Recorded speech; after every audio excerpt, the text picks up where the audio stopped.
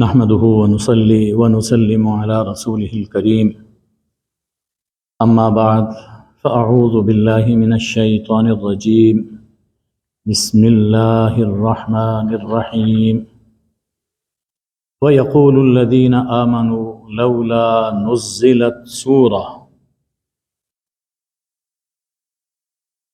سورہ محمد صلی اللہ علیہ وآلہ وسلم کہ ہم تلاوت کر رہے ہیں 19 آیتیں گزشتہ درس میں عرض کی گئی تھیں، ان کے مضامین ہمارے سامنے آئے، اور آج ہم آیت نمبر 20 سے آیت نمبر 38 تک یعنی آخری آیت تک کی تلاوت کریں گے اور اسے سمجھنے کی کوشش کر رہے ہیں۔ اس سورہ مبارکہ میں اللہ تعالیٰ نے بنیادی طور پر یہ بات سمجھائی ہے کہ ایمان سب سے بڑی دولت ہے۔ ایمان انسان کی زندگی میں سب سے بڑی دولت ہے۔ ایمان کے ساتھ چھوٹی سے چھوٹی نیکی اللہ کے یہاں قیمت پاتی ہے، اس پر اجر ملتا ہے، اور کفر ایسی مہلک بیماری ہے کہ جس کے ہوتے ہوئے انسان اس دنیا میں کتنے ہی خیر کے کام کر لے اس کا کوئی اجر نہیں، آخرت میں وہ بالکل زیرو ہے۔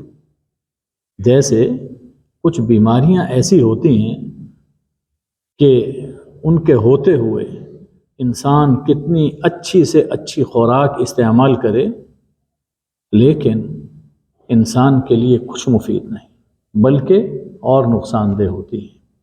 تو یہی معاملہ کفر کا ہے۔ کفر کے بعد اب نفاق کا ذکر ہے کہ جیسے کفر سب نیکیوں کو آخرت میں برباد کر دے گا، اسی طرح نفاق کا مرض ہے تو وہ بھی ایک باطنی کفر ہے۔ منافقین کے سب اعمال، ان کی سب نیکیاں آخرت میں ان کے کچھ کام نہیں آئیں گی۔ اب منافقین کا کردار ذکر کیا جا رہا ہے، یہاں ان کے کردار کا ذکر ہے، اس لیے کہ کفر تو زبان سے ہوتا ہے، دل میں بھی ہوتا ہے، لیکن نفاق کا معاملہ اس کے برعکس ہے، زبان سے ایمان اور دل میں کفر۔ تو اس لیے منافقین کو ان کے کردار سے پہچانا جاتا ہے۔ یہ بہت اہم علامتیں ہیں جو اس سورہ مبارکہ میں اللہ جل شانہ نے ذکر فرمائی ہیں۔ اس وقت جو آیہ کریمہ آیت نمبر 20 ہمارے سامنے ہے، اس کا ایک خاص پس منظر ہے۔ مدینہ طیبہ میں تشریف لے آئے تھے، یہ مدنی صورت ہے، اور کفار کی اذیتیں رکی نہیں تھی، تو اہل اسلام، اہل ایمان حضور صلی اللہ علیہ وآلہ وسلم سے یہ عرض کرتے تھے کہ یا رسول اللہ، ہمیں جہاد کی اجازت دی جائے، ہمیں بھی لڑنے کی اجازت دی جائے۔ اور اس مطالبے میں منافقین بھی شریک ہوتے تھے، بڑھ چڑھ کر کہتے تھے کہ آئے اور دشمن میدان میں آ کر تو دیکھے، ہم یہ کر دیں گے، ایسا جواب دیں گے۔ اچھا، لیکن عملی طور پر ان کا حال کیا تھا؟ اللہ جل شانہ فرما رہے ہیں وَيَقُولُ الَّذِينَ آمَنُوا لَوْلَا نُزِّلَتْ سُورَةٌ، اہل ایمان کہتے ہیں کہ کیوں نہیں کوئی صورت نازل ہوتی جس میں جہاد کا حکم دیا جائے، اجازت دی جائے۔ فَإِذَا أُنزِلَتْ سُورَةٌ مُحْكَمَةٌ وَذُكِرَ فِيهَا الْقِتَالُ، جب کوئی محکم صورت نازل ہوتی ہے، محکم یعنی جس میں بالکل واضح طور پر حکم دیا جاتا ہے، تو جب کوئی محکم صورت نازل ہوتی ہے اور اس صورت میں قتال کا ذکر ہوتا ہے کہ ہاں اب جہاد کیا جائے، رَأَيْتَ الَّذِينَ فِي قُلُوبِهِم مَرَضٌ، آپ دیکھیں گے جن کے دلوں میں مرض ہے، یعنی نفاق کا روگ جن کے دلوں میں لگا ہوا ہے، انہیں آپ دیکھیں گے ينظرون إليك نظر المغشي عليه من الموت، کہ آپ کو یوں دیکھیں گے جیسے وہ شخص جس پر موت کی غشی طاری ہے، جیسے وہ دیکھتا ہے اس طرح پر یہ آپ کو دیکھیں گے۔ گویا کہ اب ان کی جان پہ بنائی اور ان کو اپنی موت نظر آ رہی ہے، تو اتنا خوف اور اتنا ڈر ان کے دلوں میں ہوگا کہ گویا ان پر موت آ ہی گئی، اور ان کی آنکھیں وہ پتلیاں وہ گھوم رہی ہیں اور خوف کے مارے گویا کہ پھٹ رہی ہیں۔ تو یہ ان کی کیفیت ہو جاتی ہے۔ جب معاملہ ابھی جہاد کا نہیں آتا تو خوب زور و شور دکھاتے ہیں، اور جب حکم آ جاتا ہے تو آپ ایسے سمجھتے ہیں گویا ہمیں موت کے میدان میں گھسیٹا جا رہا ہے اور جان چھڑانے کی کوشش کرتے ہیں۔ یہ حال جب اپنا بھی ہو تو دیکھنا چاہیے کہ دل میں کہیں نفاق نے انڈے بچے تو نہیں دے دیے ہیں۔ بھائی نفاق ختم تو نہیں ہو گیا، نفاق ختم تو نہیں ہو گیا۔ ہاں، کیونکہ یہاں پر معاملات اس طرح کے نہیں ہیں، اس لیے بہت سے لوگ بچ جاتے ہیں، لیکن ہر ایسے معاملے میں انسان کو اپنا دل ٹٹولنا چاہیے۔ فرمایا فَأَوْلَىٰ لَهُمْ، افسوس ان کے حال پر، خرابی ہے ان کے حال کی۔ طاعۃ وقول معروف، زبان پر کیا ہوتا ہے؟ جی ہم فرما بردار، ہم آپ کے جانثار، ہم آپ کے عاشق، زبان پر یہ باتیں ہیں، ہم فرما بردار، سر جھکا دے، اب بھی یہی انداز ہوتا ہے، جی فرما بردار، جو حکم میری سرکار کا۔ وقول معروف، اور بڑی اچھی اچھی باتیں کریں گے، بڑی اچھی اچھی باتیں، لچھے دار باتیں۔ فَإِذَا عَزَمَ الْأَمْرُ، پس جو ہی حکم پختہ ہوا اور واضح حکم آ گیا کہ چلو اب میدان میں، تو پھر ان کی گگھی بن جاتی ہے، پھر جان بچاتے ہیں۔ اللہ فرماتا ہے کہ فَلَوْ صَدَقُوا اللَّهَ لَكَانَ خَيْرًا لَهُمْ، بس اگر یہ لوگ اللہ سے سچ بولتے، جو کہہ رہے ہیں وہ دل سے کہتے، ان کے لیے بہتر ہوتا، تو ان کا بہت برا حال ہے۔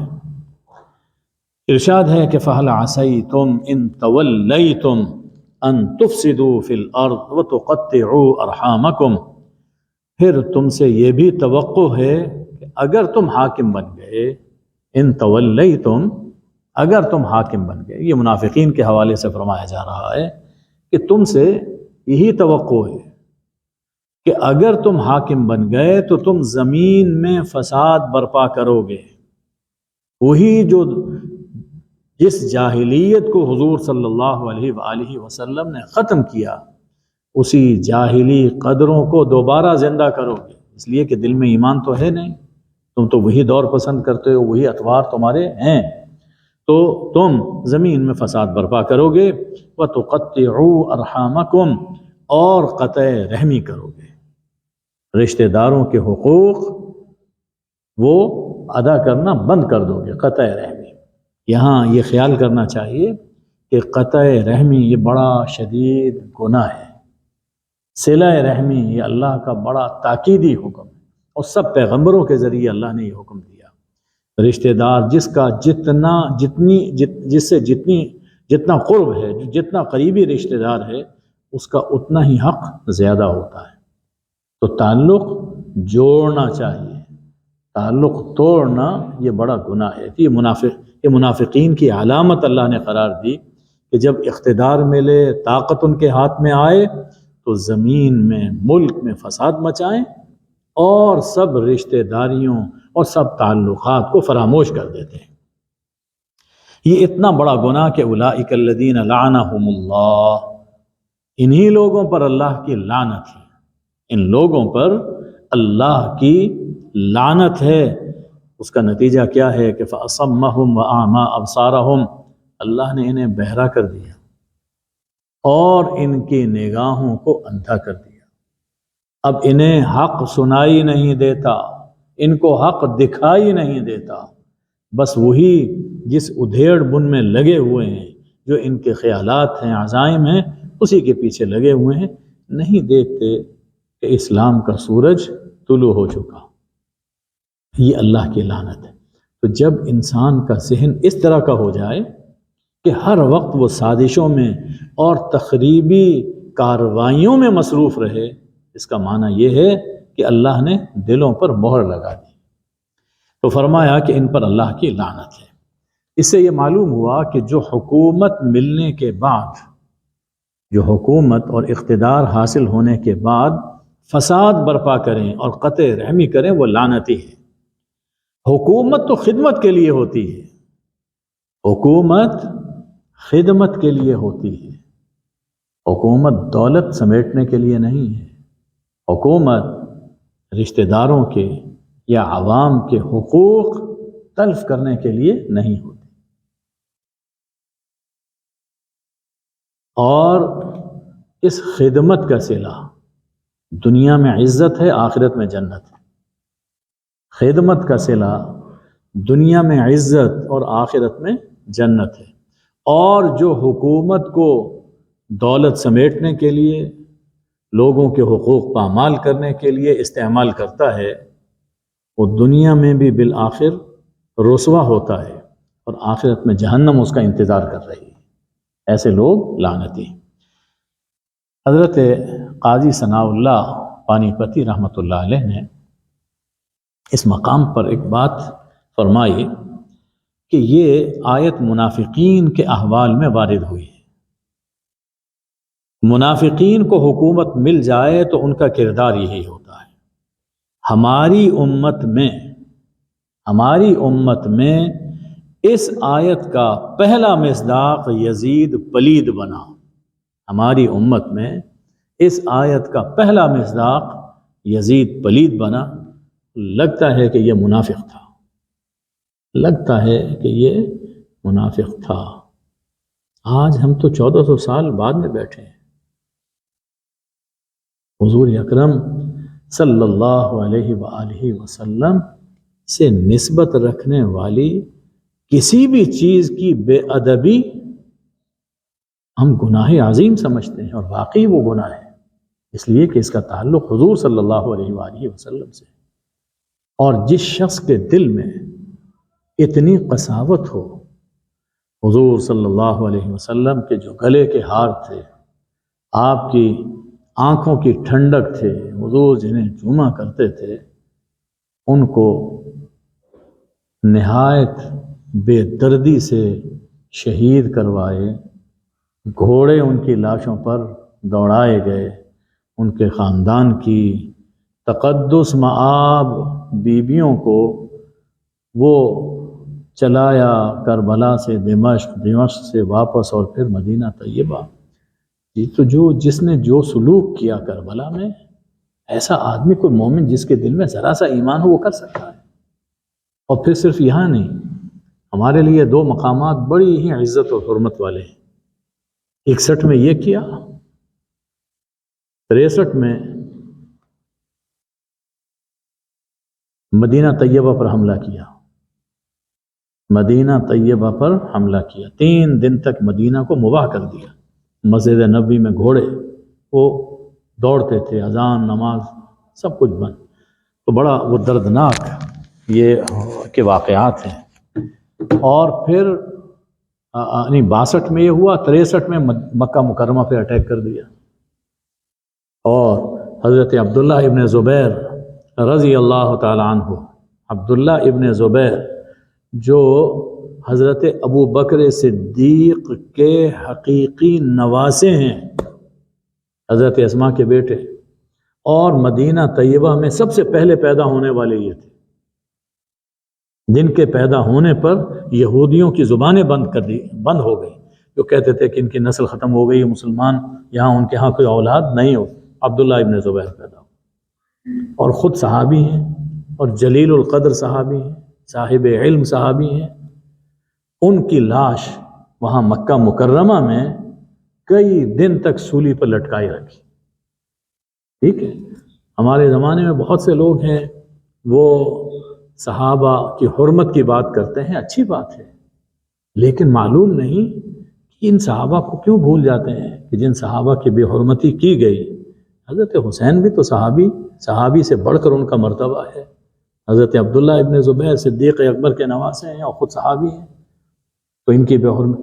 تو میں یہ بات عرض کر رہا ہوں کہ جس کے دل میں کوئی ذرا برابر ایمان ہو، آج بھی وہ مدینہ طیبہ کی بے ادبی نہیں کرتا، مکہ مکرمہ کی بے ادبی نہیں کرتا۔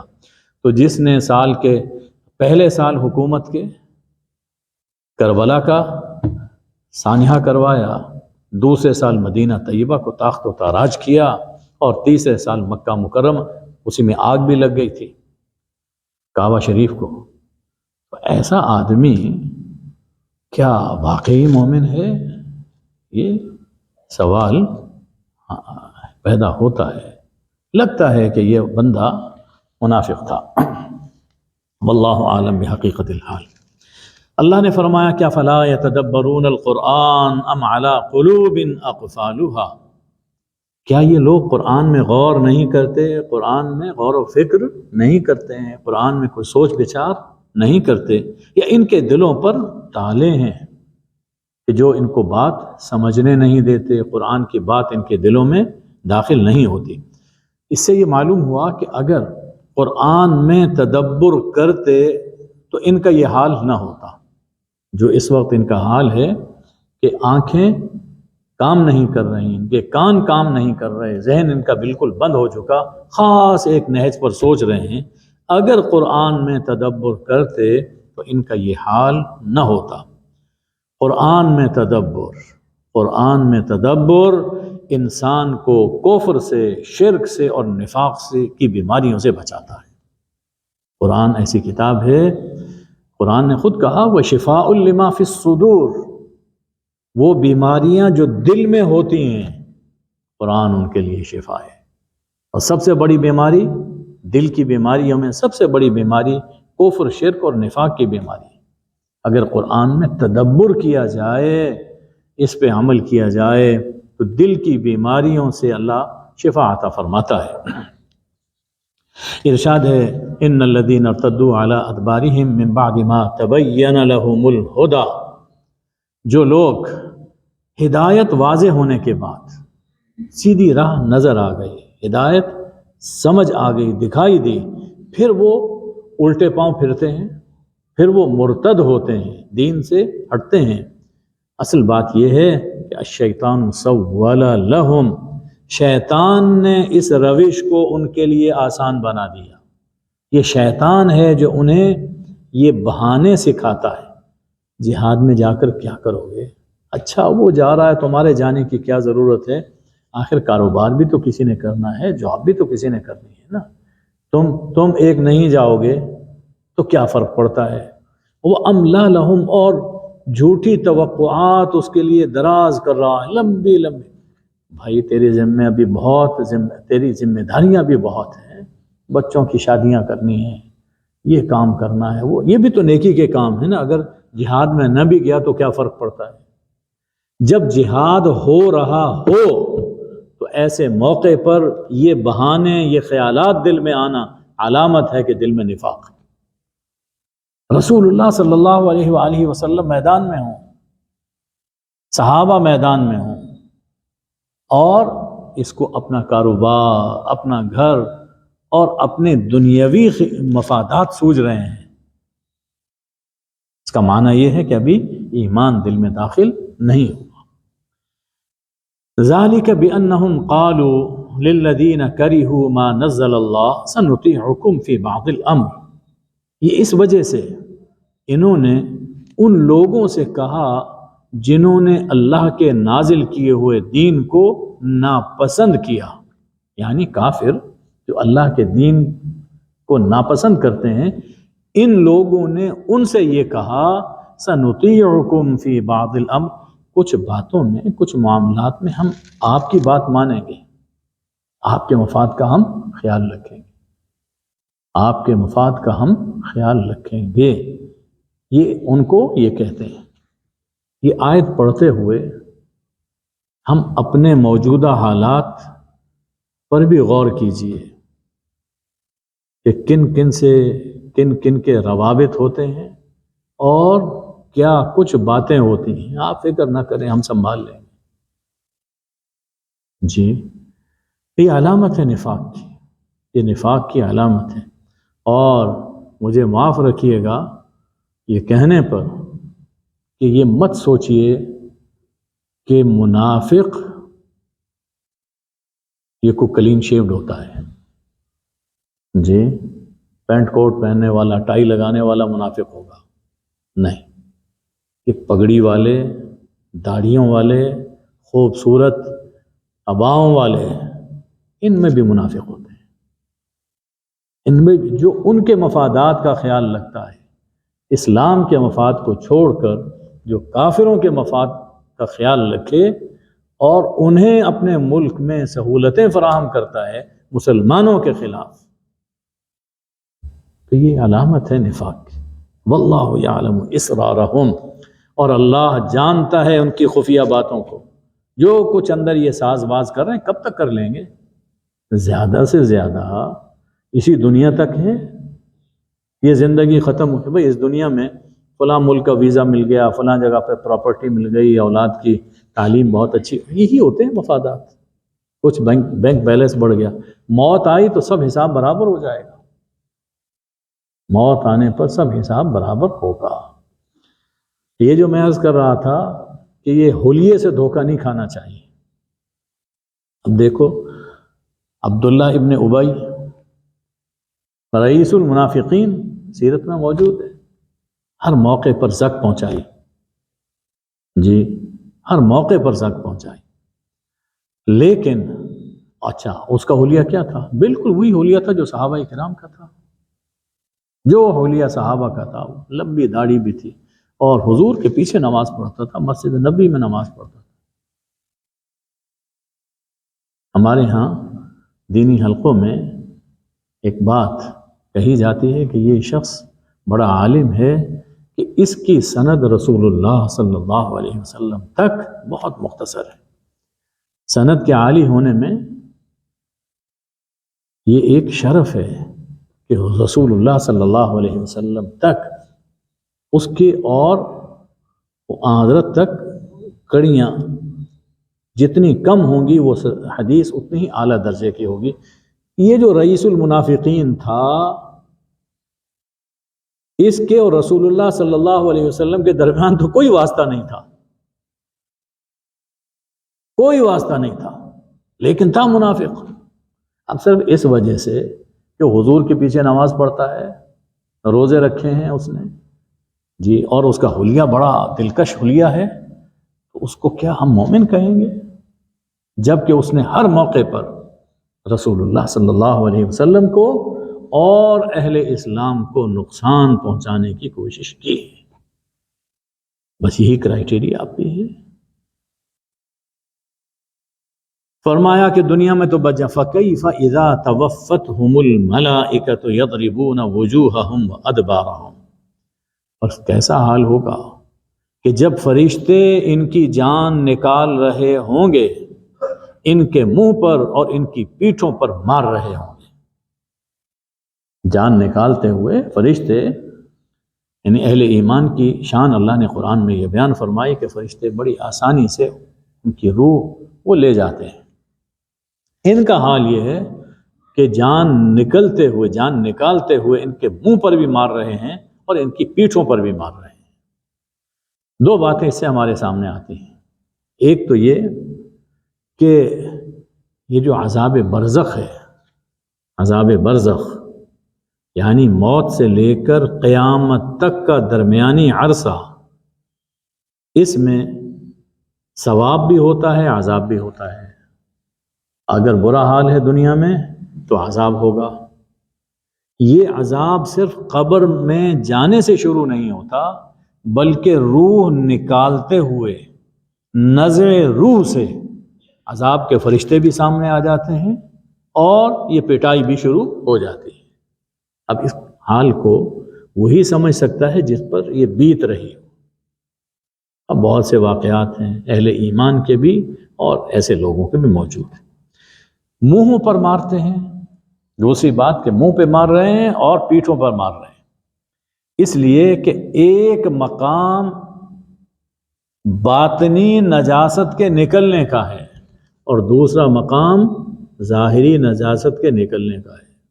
تو چونکہ دل بھی گندا اور باقی بھی گندگی ان کے اندر، تو دونوں مقامات پر فرشتے وہ ماریں گے موت کے وقت میں. ارشاد ہے کہ ذالک بانہم اتبعوا ما اسخط اللہ، یہ اس لیے ہے کہ انہوں نے اس طریق کی پیروی کی جو اللہ کو ناراض کرنے والا ہے. اللہ کو ناراض کرنے والا طریقہ، طرز زندگی انہوں نے اپنایا. وَكَرِهُوا رِضْوَانَهُ، اور اللہ کی رضا کو ناپسند کیا.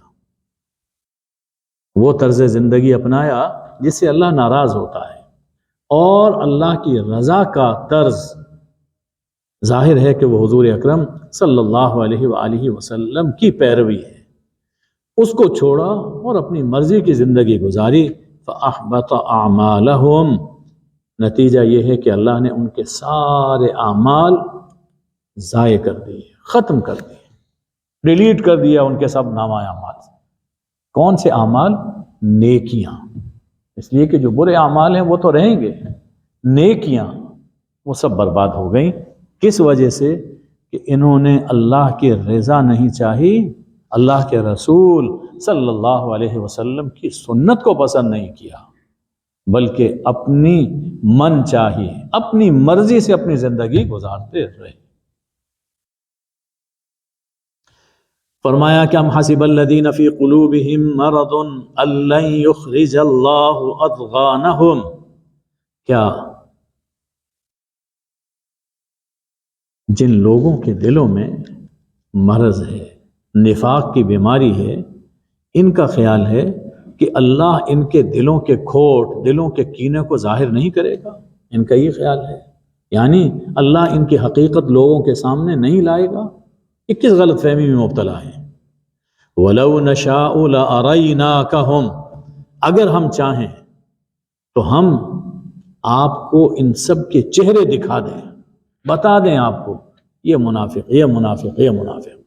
اگر ہم چاہیں تو ہم آپ کے سامنے ان کو لے کر آئیں.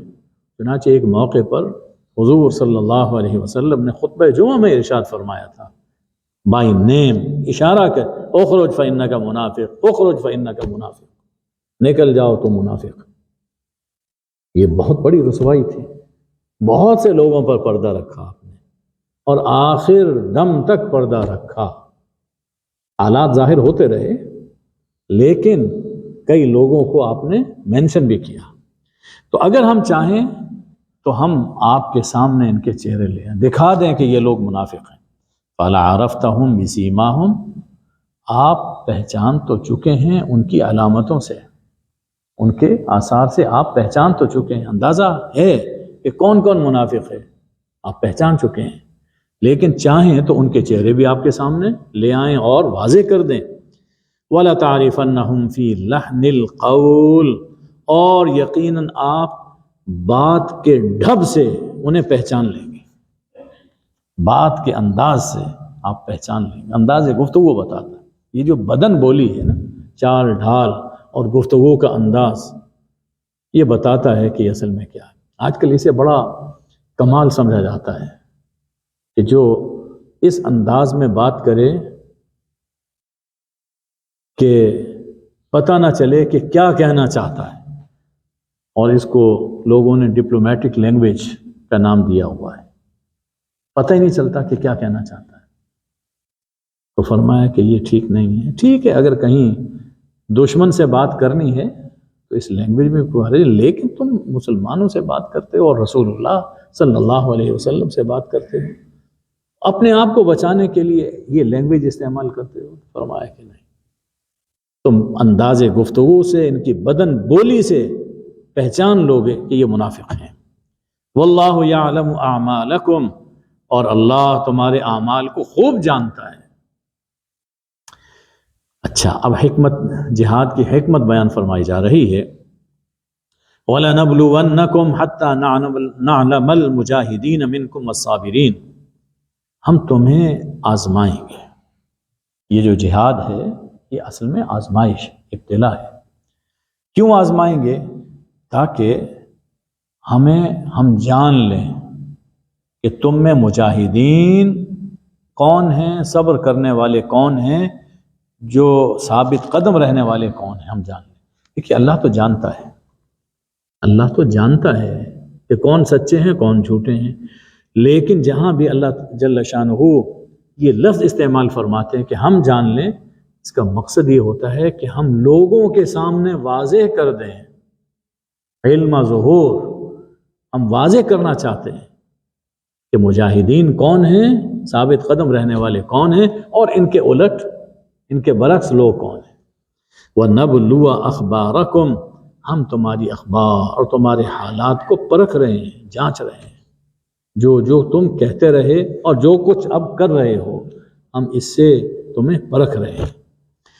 ان الذین کفروا وصدوا عن سبیل اللہ، جن لوگوں نے کفر کیا اور اللہ کے راستے سے روکا، یعنی صد کا لفظ لازم بھی آتا ہے، متعدی بھی آتا ہے، اللہ کے راستے سے روکا، خود بھی روکے، دوسروں کو بھی روکا۔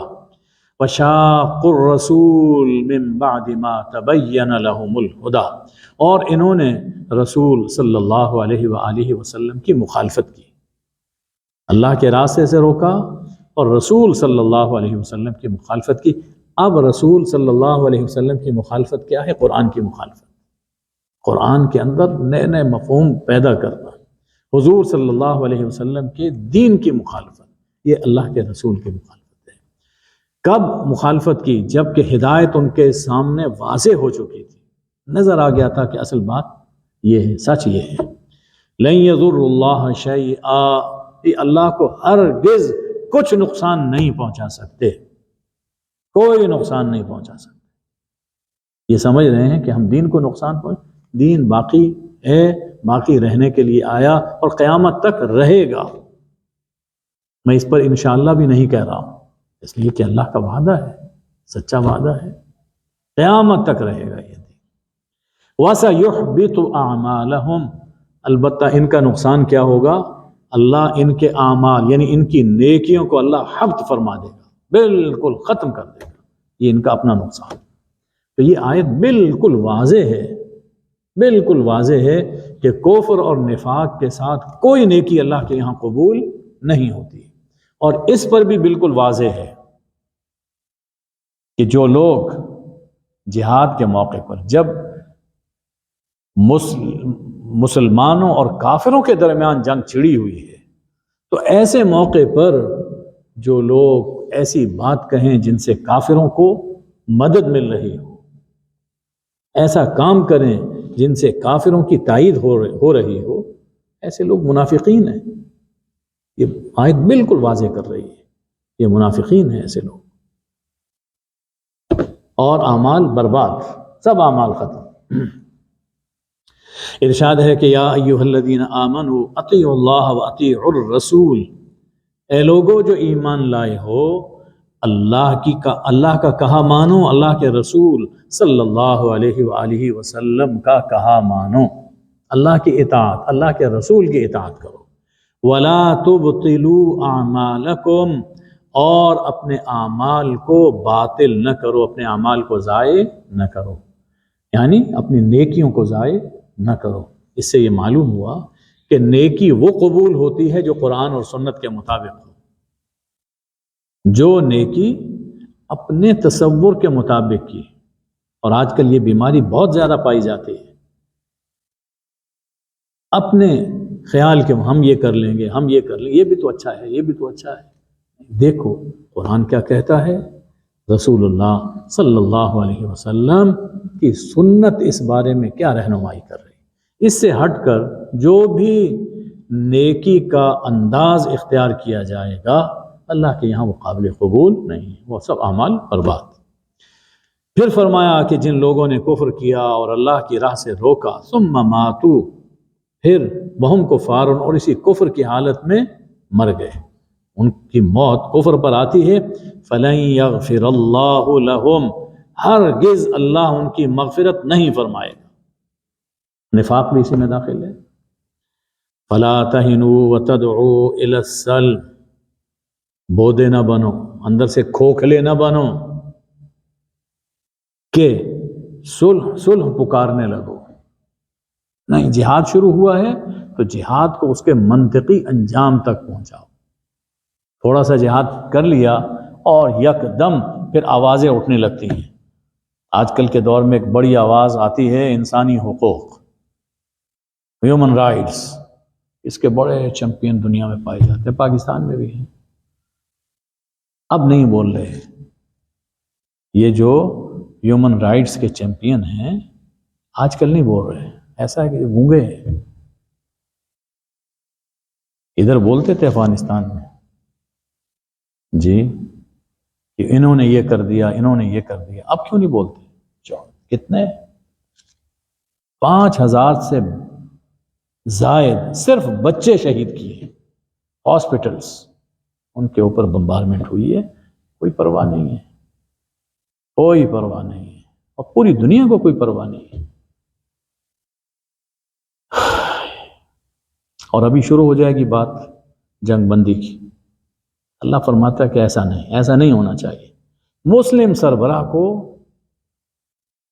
مضبوط دل ہونا چاہیے.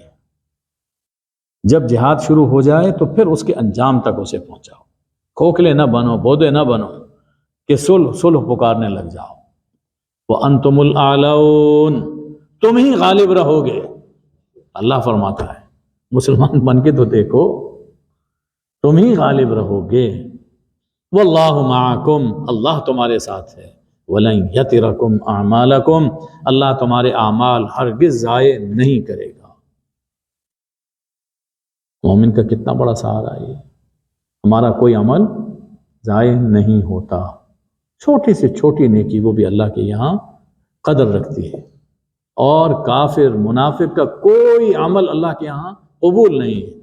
دنیا میں بھی خسارہ ہے، آخرت میں بھی خسارہ ہے. اللہ تمہارے ساتھ ہے، اس پر ایمان ہونا چاہیے. اور ہرگز اللہ تمہارے اعمال کو ضائع نہیں فرمائے گا. اچھا، یہ جو کچھ انسان کر رہا ہے اس کے لیے کوئی دنیا بن جائے نا. فرمایا کہ انما الحیات الدنیا لعب ولہو. یہ لفظ انما قابل غور ہے. انما کا معنی یہ ہوتا ہے کہ بس بات ہے تو بس یہی ہے کہ یہ دنیا کی زندگی کھیل اور تماشا ہے. آخرت کے مقابلے میں دنیا کی زندگی بس ایسے جیسے کھیل اور تماشا ہے. ہم سب ذرا اپنے اپنے بچپن میں جھانکیں. ابھی کوئی زیادہ عرصہ تو نہیں گزرا، کل ہی کی بات لگتی ہے جب ہم کھلونوں سے کھیل رہے تھے. جی، مٹی کے گھروندے بھی بناتے تھے، پھر گرا بھی دیتے تھے، اور ان کھلونوں کے لیے ایک دوسرے سے لڑتے بھی تھے. اس نے کیوں لے لیا، اس نے کیوں لے لیا. اور وہ چند روپے ہمارا بہت بڑا سرمایہ ہوتا تھا. اس کے لینے کے لیے ماں باپ کے آگے پیچھے پھر رہے ہیں اور پیار کر رہے ہیں. اور جب مل جاتے تھے تو پھر کتنا خوش ہوتے تھے. یہ وہ دور گزر گیا. اب ہم جس مرحلے سے گزر رہے ہیں اب ہمیں وہ باتیں کھیل لگتی ہیں. اس وقت ہمارے لیے حقیقت و پوری زندگی وہی تھی، اب وہ باتیں کھیل ہیں. ٹھیک ہے، بالکل ایسا ہی ہے. جب آخرت میں پہنچیں گے اس وقت جو کچھ ہم کر رہے ہیں، کوٹھیاں بنگلے بنا رہے ہیں، گاڑیاں خرید رہے ہیں اور کاروبار، یہ سب باتیں آخرت کے مقابلے میں یہ بالکل کھیل تماشا ہے. جیسے ہمارا بچپن آج ہمیں کھیل لگتا ہے، آخرت کے مقابلے میں ایسا ہی. اسی طرح ہم کوئی میچ دیکھ رہے ہیں، بہت انجوائے کرتے ہیں. یہ میچ فلاں ہو رہا ہے، اس کے لیے کتنی کوشش اور بہت کچھ ہوتا ہے. لیکن اس پورے وقت کے دوران میں ایک خیال مسلسل دل میں رہتا ہے کہ کام میرا اور ہے، میں نے وہ کام کرنے ہیں. یہ تو ایک انجوائمنٹ ہے. بزنس میرا اور ہے، یہ خیال رہتا ہے. اور اس کے مقابلے میں حقیقت وہی ہے جو ہم بزنس کرتے ہیں. آخرت کے مقابلے میں یہ دنیا کی پوری زندگی بس ایسی ہی ہے جیسے ہم ایک میچ میں بیٹھے ہوئے انجوائے کر رہے ہیں. کوئی کسی سیٹ پر ہے، کوئی کسی انکلوئر میں ہے، کوئی کسی انکلوئر میں بیٹھا ہوا ہے. لیکن جب آخرت آئے گی تو پھر حقیقت کھلے گی، پھر پتہ ہوگا کہ یہ سب ہم نے کھیل تماشے میں اپنا وقت گزار لیا. فرمایا کہ دنیا کی زندگی تو بس کھیل اور تماشا ہے. وَإِن تُؤْمِنُوا وَتَتَّقُوا، اگر تم ایمان لے آؤ اور اللہ کی مرضی کے مطابق اپنی زندگی گزارنے لگو، یؤتکم اجورکم، اللہ تمہارے اجر تمہیں عطا کرے گا. ولا یسألکم اموالکم، اور تم سے تمہارے اموال نہیں مانگے گا، تم سے تمہارے اموال نہیں. اللہ کہتا ہے کہ جہاد کا وقت ہے، اجتماعی ضرورت ہے، تو اس میں یہ رقم خرچ کرو، یہ فنڈنگ کرو، اللہ کا حکم ہے. تو یہ کس کے لیے ہے؟ اس کا فائدہ کس کو ہوتا ہے؟ کہ اللہ کے پاس جاتی ہے یہ رقم. اللہ تو اس پر جتنا تم خرچ کرتے ہو اس سے زیادہ اجر دیتا ہے. تو رقم تو خود تم ہی پر استعمال ہوتی ہے، تم ہی پر خرچ ہوتی ہے. تو تمہاری بہبود کے لیے اللہ یہ تم سے کہتا ہے کہ خرچ کرو، اپنے فائدے کے لیے اللہ نہیں مانتا. فرمایا کہ ان یسألکموها فیحفکم تبخلوا ویخرج اضغانکم، اگر اللہ تم سے ان اموال کا سوال کرنے لگے، اور ایسا سوال کرنے لگے کہ بہت اصرار کرنے لگے، بہت اصرار کے ساتھ اس کا سوال کرنے لگے، تو تم بخل کرو گے، تم دینے سے انکار کر دو گے. انسان کے دل میں مال کی ایک محبت ہوتی ہے، تم انکار کر دو گے، اور تمہارے دلوں کا کھوٹ وہ نکل آئے گا، اللہ ظاہر کر دے گا اس سے. اس لیے اللہ تم سے سب نہیں مانگتا، یہ نہیں کہتا کہ سارے کے سارا مال خرچ کر دو، بلکہ وَمِمَّا رَزَقْنَاهُمْ، جو رزق ہم نے دیے اس سے کچھ. زکوٰۃ کیا ہے؟ 2.5%. اسی طرح صدقے میں بھی یہ حکم نہیں ہے کہ سب کا سب دے دو، اپنا استعمال بھی کرو اور اللہ کے راہ میں بھی خرچ کرو. تو جب انسان نہیں کرتا تو پھر اصل حالت اس کی دل کی ظاہر ہوتی ہے. ارشاد ہے ہا انتم ہؤلاء تدعون لتنفقوا فی سبیل اللہ، یہ تم ہی لوگ ہو جنہیں پکارا جاتا ہے کہ اللہ کی راہ میں خرچ کرو. فمنکم من یبخل، تم میں سے کچھ ایسے ہیں جو بخل کرتے ہیں، نہیں دیتے، ایسے ہیں. اور یاد رکھو کہ ومن یبخل فانما یبخل عن نفسہ، جو بخل کرتا ہے اللہ کی راہ میں خرچ نہیں کرتا تو وہ اپنے ہی نقصان، اپنے بارے ہی میں بخل کر رہا ہے، وہ گویا اپنے آپ ہی کو نہیں دے رہا. کیونکہ خرچ کرے گا تو قوم کو جہاں فائدہ ہوگا خود اس کو بھی فائدہ ہوگا، اور جب خرچ نہیں کرتے تو جب نقصان آئے گا، کوئی افتاد پڑے گی تو اس افتاد میں یہ خود بھی مارا جائے گا. تو یہ بخل خود اپنی ذات کے بارے میں بھی کر رہا ہے.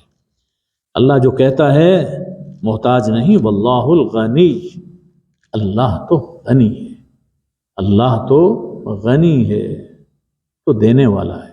وَأَنْتُمُ الْفُقَرَاءُ، اور تم فقیر ہو.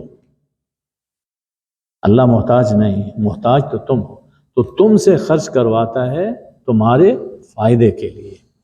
وَإِن تَتَوَلَّوْا، اور اگر تم منہ موڑو گے، خرچ نہیں کرو گے، یستبدل قوما غیرکم، تو اللہ تمہاری جگہ اور قوم کو لے آئے گا، تمہارے بدلے میں اللہ اور قوم کو لے آئے گا. ثم لا یکونوا امثالکم، پھر وہ تمہاری طرح نہیں ہوں گے، یعنی وہ ایسے ہوں گے جو دل و جان سے اللہ اور اللہ کے رسول کی بات مانیں گے اور اللہ کی راہ میں خرچ کرنے والے ہوں گے.